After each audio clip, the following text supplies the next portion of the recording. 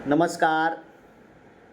आज हम लोग हिंदी के प्रसिद्ध कवि छायावाद के प्रमुख स्तंभ जयशंकर प्रसाद की प्रसिद्ध कहानी आकाशदीप को पढ़ेंगे। जयशंकर प्रसाद हिंदी के प्रसिद्ध कवि, नाटककार, निबंधकार एवं उपन्यासकार के रूप में प्रसिद्ध थे। सन 1912 ईस्वी में इंदु में इनकी पहली कहानी ग्राम का प्रकाशन होता है। जयशंकर प्रसाद के बारे में कहा जाता है कि ये आधुनिक ढंग की कहानियों के लेखन के आरंभ करता है और इन्होंने आधुनिक कहानियों को एक नया स्वरूप दिया है। नाटक के क्षेत्र में भी इनकी प्रसिद्धि है। इन्होंने भारतीय एवं पाश्चात्य नाट्य परंपरा को मिलाकर एक नई नाट्य परंपरा का विकास किया था, जिसको प्रसादांत नाट्य परंपरा कहा गया। जयशंकर प्रसाद की प्रसिद्ध कहानी संग्रह छाया, प्रतिध्वनि, आकाशदीप, आंधी तथा इंद्रजाल है।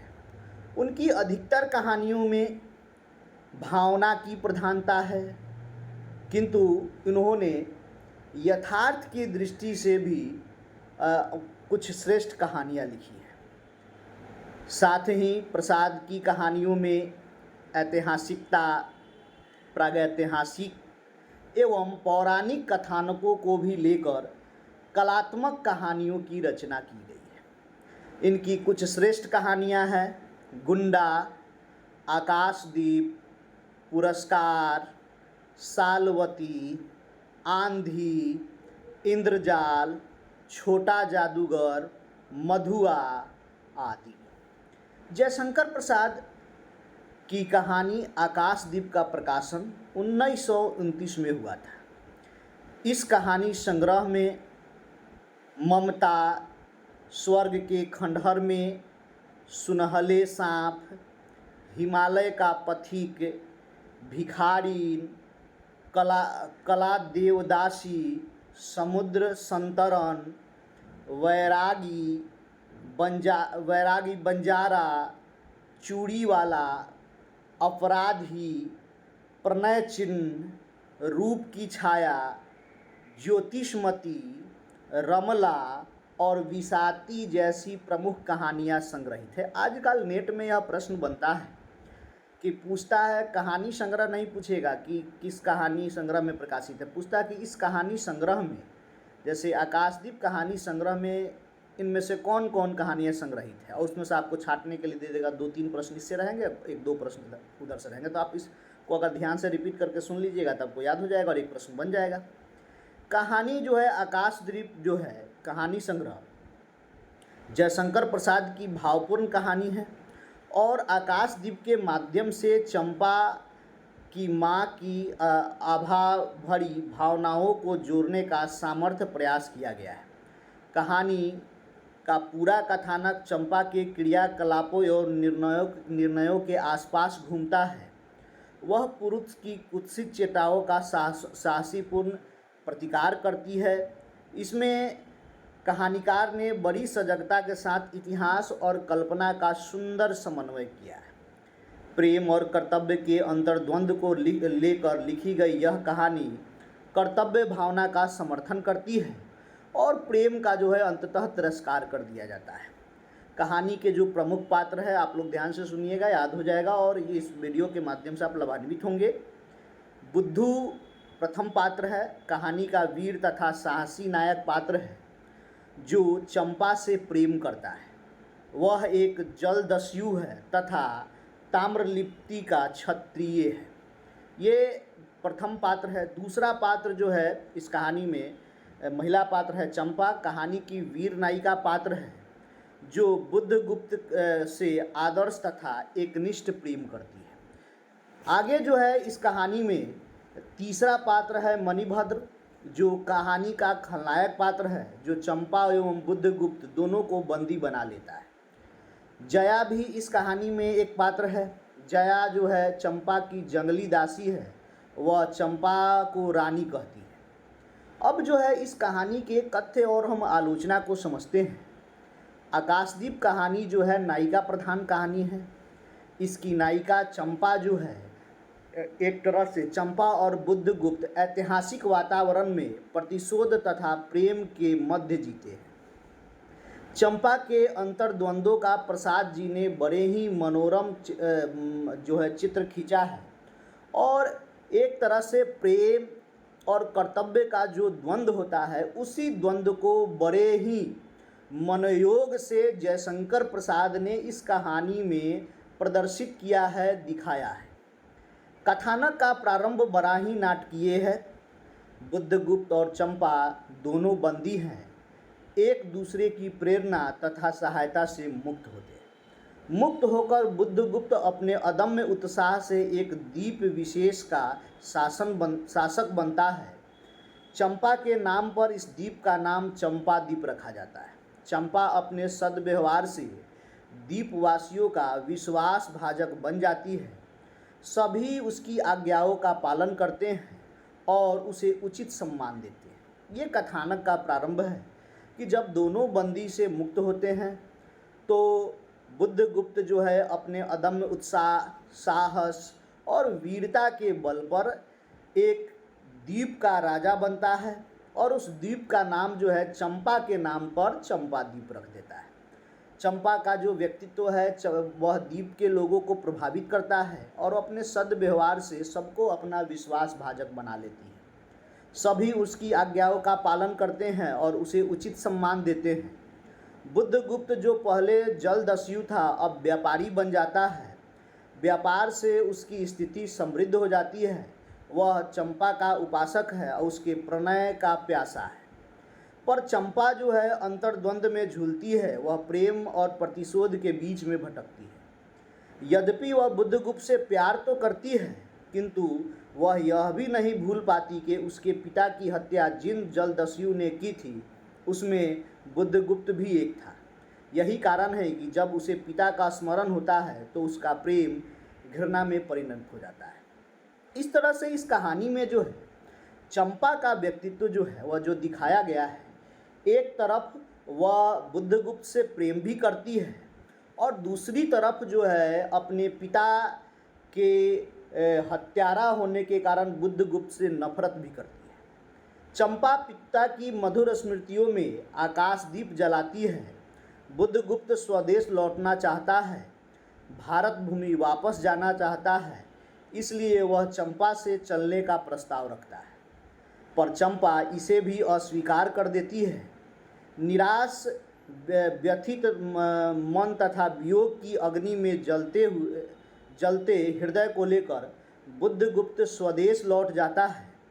चंपा वही एकांकी रह जाती है, लेकिन एक दिन चंपा द्वीप भी जलमग्न हो जाता है तथा चंपा जलदस्यु बुद्धगुप्त की प्रेमिका सर्वदा के लिए जल समाधि ले लेती है और कथा का यही दुखद ट्रेजिडी मूलक अंत है। देखिएगा, भारतीय परंपरा में जो कहानियाँ उपन्यास लिखे गए हैं उसमें एंडिंग जो होता है वह सुखांत होता है, लेकिन प्रसाद एक ऐसे लेखक है जिनकी कहानियों और जिनके नाटकों में दुखांत एंडिंग भी देखने को मिला, यानी ट्रेजिडी मूलक एंडिंग, जहाँ पर नायक और नायिका अंतिम फल का भोगता नहीं हो पाते हैं, दोनों का मिलन नहीं हो पाता है या किसी कारणवश दोनों बिछड़ जाते हैं। इस तरह से प्रसाद ने पाश्चात्य जो साहित्य परंपरा है उस परंपरा को जो है भारतीय परंपरा में समावेशित करने का प्रयत्न किया है। इस कहानी में जो है ऐतिहासिक वातावरण को भी स्थापित किया गया है और आकाशदीप में ऐतिहासिक वातावरण को लेते हुए 5 वर्ष की घटनाओं को उपस्थित किया गया है। आकाशदीप कहानी की मूल संवेदना प्रेम और कर्तव्य के द्वंद्व पर आधारित है। कहानीकार ने चंपा के व्यक्तित्व एवं आचरण में प्रेम की जो झलक दिखाई है वह कर्तव्य बुद्ध के सम्मुख फीकी पड़ जाती है। वह बुद्धगुप्त का प्यार छोड़ने के लिए तैयार हो जाती है, लेकिन द्वीप के लोगों का विकास करने के लिए अपना कर्तव्य भाव अडिग रहती है। साथ ही कहानीकार प्रसाद जी ने द्वीप निवासियों द्वारा उसके प्रति श्रद्धा एवं विश्वास को भी दिखाकर उत्साहित करने का प्रयास किया है। आदर्श प्रेम की स्थापना एवं कर्तव्य के द्वंद्व में कर्तव्य विजयी दिखाया गया है और इस कहानी का उद्देश्य भी यही है। चंपा अपने प्रेम की टीस को अपने हृदय में दबाए हुए एकांकी आकाशदीप जलाकर बुद्धगुप्त की तरफ भटके लोगों को मार्गदर्शन करती है और इस प्रकार उद्देश्य की दृष्टि से यह कहानी जो है वह सफल है। भाषा जो है तत्सम प्रधान है तथा संस्कृत निष्ठ है। यह नेट का प्रश्न है, पूछ सकता है। प्रसाद जी की कहानियों की भाषा सुसंगठित है, शुद्ध तथा प्रवाहपूर्ण है। प्रकृति वर्णन एवं चंपा द्वीप के वर्णन में भाषा का कलात्मक रूप देखा जा सकता है। कहीं कहीं पर शब्द विन्यास अधिक दुरूह हो गया है, हालांकि कहानी की सजीवता एवं प्रवाह में इसका कहीं भी अंतर नहीं आया है। आकाशदीप कहानी की कला की दृष्टि से पूर्ण सफल है। कहानी ऐतिहासिक परिवेश को प्रस्तुत करती है तथा इसका ऐतिहासिक परिवेश शुद्ध काल्पनिक है। कहानी का प्रारंभ नाटकीय वातावरण की सृष्टि करने में सफल है। आकाशदीप कहानी जो है एक तरह से प्रसाद ने प्रेम और कर्तव्य के द्वंद्व को दिखाते हुए उस परिस्थिति का चित्रण, उस ऐतिहासिक परिस्थिति का चित्रण किया है जिस समय भारत की जो भूमि थी उसमें वीर जो थे और भारत भूमि की विशिष्टताओं का भी चित्रण जो है इस कहानी में किया गया है। इस कहानी की प्रमुख पंक्तियां है। प्रथम पंक्ति है कि समुद्र के हिलोरे उठने लगी, दोनों बंदी आपस में टकराने लगे। पहले बंदी ने अपने को स्वतंत्र कर लिया, दूसरे के बंधन खोलने का प्रयत्न करने लगा। लहरों के धक्के एक दूसरे को स्पर्श से पुलकित कर रहे थे। मुक्ति की आशा, स्नेह का असंभावित आलिंगन, दोनों ही अंधकार में मुक्त हो गए। ये जो है एक तरह से बोलेंगे कि कहानी की प्रथम पंक्ति है। और मुक्ति और प्रथम स्पर्श प्रेम, ये दोनों को एक साथ बड़े कलात्मक ढंग से इस पंक्ति में जो है जयशंकर प्रसाद दिखाए हैं। दूसरी महत्वपूर्ण पंक्ति है इस कहानी की कि चंपा नगरी की एक क्षत्रिय बालिका हूँ। पिता इसी मणिभद्र के यहाँ प्रहरी का काम करते थे। माता का देहावसान हो जाने पर मैं भी पिता के साथ नाव पर ही रहने लगी। 8 बरस से समुद्र ही मेरा घर है। तुम्हारे आक्रमण के समय मेरे पिता ने ही साल 7 दस्यु को मारकर जल समाधि ली। 1 मास हुआ मैं इस नील नभ के नीले नील जल निधि के ऊपर एक भयानक अनंतता में निसहाय हूँ, अनाथ हूँ। मणिभद्र ने मुझे एक दिन घृणित प्रस्ताव किया, मैंने उससे गालियाँ सुनाई। उसी दिन से बंदी बना दी गई। ये दूसरी महत्वपूर्ण पंक्ति है। तीसरी महत्वपूर्ण पंक्ति है इस कहानी की। चंपा की आंखें निःसीम प्रदेश में निरुद्देश्य थी, किसी आकांक्षा के लाल डोरे न थे। धवल अपांगों में बालकों के सदृश विश्वास था। हत्या व्यवसायी दस्यु भी उसे देखकर काँप गया। उसके मन में एक संभ्रमपूर्ण श्रद्धा यौवन की पहली लहर को जगाने लगी। समुद्र वृक्ष पर विलंबमयी राग रंजित संध्या थिरकने लगी। चंपा के असंयत कुंतल उसकी पीठ पर बिखरे थे। दर्दांत दस्यु ने देखा अपनी महिमाएं अलौकिक। एक तरुण बालिका, वह विस्मय से अपने हृदय को टटोलने लगा। उसे एक नई वस्तु का पता चला, वह थी कोमलता। देखिए कोमलता का कितना सजीव चित्रण जो है प्रसाद इस कहानी में और इस पंक्ति में किए हैं। चौथी महत्वपूर्ण पंक्ति है इस कहानी की कि तुमने दस्यु वृत्ति छोड़ दी, परंतु हृदय वैसा ही अकरुण, सतृष्ण और ज्वलनशील है। तुम भगवान के नाम पर हंसी उड़ाते हो, मेरे आकाशदीप पर व्यंग कर रहे हो। नाविक, उस प्रचंड आंधी में प्रकाश की एक एक किरण के लिए हम लोग कितने व्याकुल थे। मुझे स्मरण है जब मैं छोटी थी, मेरे पिता नौकरी पर समुद्र में जाते थे। मेरी माता मिट्टी का दीप बाँस की पिटारी में भागीरथी के तट पर बाँस के साथ ऊंचे टांग देती थी। उस समय वह प्रार्थना करती थी कि भगवान मेरे पथभ्रष्ट नाभिक को अंधकार में ठीक पथ पर ले चलना।